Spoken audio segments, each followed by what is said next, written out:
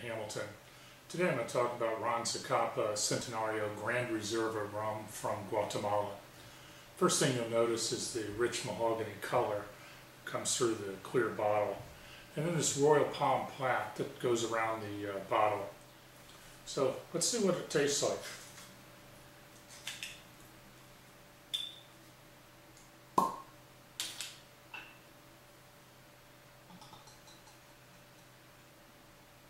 Yeah, dark mahogany color comes right through. This bottle says Sistema Solera 23. 23 is probably the second most misunderstood number in the rum industry.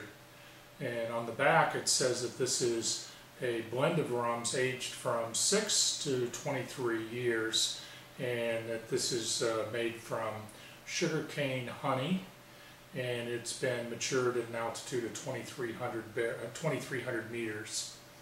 So let's take a taste. A little bit of water. Not too cold, don't want to freeze my palate.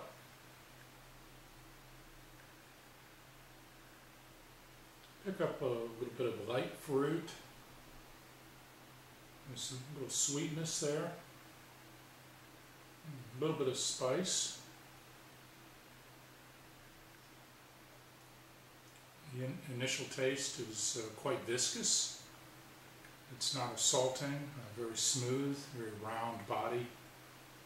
A little bit of sweetness of pineapple, a little caramel, a little bit of baked spice, and then a smoky oak and sweet vanilla finish.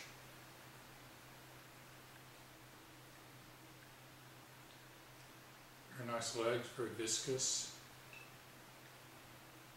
I love that beautiful mahogany color.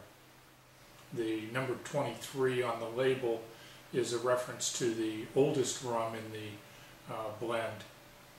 While it's not a strict Solera system, Zacapa does employ a system of aging and blending with the goal of producing a blended rum that has the desired signature characteristics of each of their products. They also make a 15-year-old product and Zacapa XO, which is aged up to 25 years. This is made from sugarcane honey, or virgin sugarcane honey as they like to call it. It's a syrup that's 70% sugar, over 70% sugar, and it's approaching 80 bricks, which is total dissolved solids. The high sugar content makes a very stable raw material, and they can make this during the sugar season, sugar making season, during the cane harvest, and store it for production to make rum year-round. The yeast is extracted from pineapple, and then it's cultivated in the lab for fermentation. I've been told by other people that they throw pineapple into the fermentation vats, and that's where the yeast comes from. That's not exactly true. The yeast is actually extracted in the lab from pineapple. It is a wild yeast, but it's extracted from the fruit that's grown there in Guatemala. The fermentation is 4 to 5 days, which is a quite long fermentation. A long fermentation gives you more complex distillate. And it's distilled to only about 92% alcohol, so they manage to capture a lot of the flavor of this virgin sugarcane honey. During the fermentation process, because it's a long fermentation process, you have to cover the tanks, or you would have all kinds of other things coming into those tanks and contaminating the fermentation.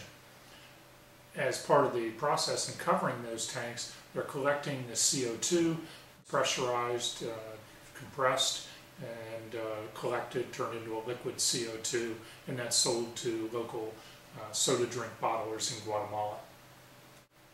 After distillation, the raw distillate is trucked to the aging facility, which is located at an altitude of about 2,300 meters. It's a much cooler atmosphere high in the mountains, and there they have over 300,000 barrels stored in naturally ventilated warehouses. The first step in the aging process is to dilute this distillate down to about 60% alcohol by volume, and then it's put into used bourbon and whiskey barrels for 3 years. After the initial aging period, the distillate is tested and then blended with other old spirits and then recast for further aging. This process is repeated several times, and because all barrels don't age or mature the spirit the same way, there are constant tests and analysis done on the spirit. Each barrel has a barcode that tells the history of the product that's been in that barrel, also the history of the barrel. During the aging process, we use bourbon and whiskey barrels, which are the primary casks used for aging, are recharred up to 3 times. Recharring the barrels allows the sucrose that's stored in the wooden staves, part of the structure of the wood, to be caramelized and released into the spirit. And this is realized as a slightly sweet vanilla flavor. So although they don't add any sugar to the spirit, by recharring casks and close management of the used barrels, they're able to end up with a spirit that has a sweet finish without adding any sugar to the product. In addition to the used bourbon and whiskey barrels, they also use French limousine oak barrels, sherry casks, and Pedro Jimenez wine barrels. After distillation, they are batched in large vats before it's trucked to the bottling facility. All of the production and aging process is managed under the watchful eye of Lorena Vasquez. Without giving away her age, she's been doing this as the master blender at Zacapa for more than 20 years. Aging at a high altitude has a couple of advantages for Zacapa. First, the evaporation rate is reduced significantly, down to somewhere in the order of 25% during the whole process. Second, the lower ambient temperature gives it a little bit different extraction profile from the barrels and the various woods that are used. Once the maturation process is complete, the aged product is trucked to the bottling facility in the desert a few hours away. There, the proof is adjusted down to, in this case, 40% alcohol by volume, and it is bottled for distribution around the world. At that facility also, the royal palm plaques are added to the bottle as decoration. The bands are made by indigenous Guatemala people in a process that involves collecting the royal palm fronds, washing them and soaking them in water to make them pliable, and then drying them. Cutting the palm fronds into strips of a very consistent width, and then finally weaving them in a band that will fit snugly around the bottle.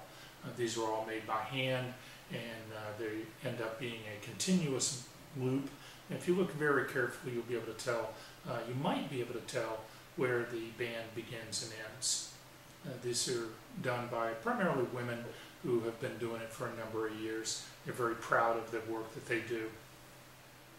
In April 2008, Licores de Guatemala made an agreement with Diageo for a 3-year agreement to distribute Zacapa rums around the world outside Guatemala.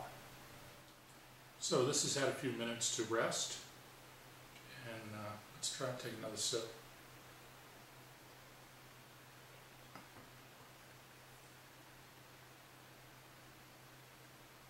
Lost a little bit of the alcohol on the nose.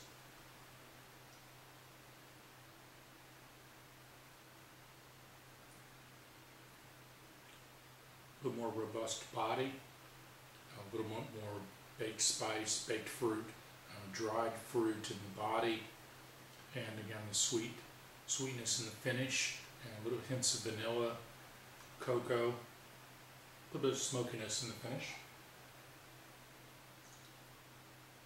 Very nice, smooth rum. Thanks for joining me. If you have any questions about this or any other rums, remember you can just Google rum.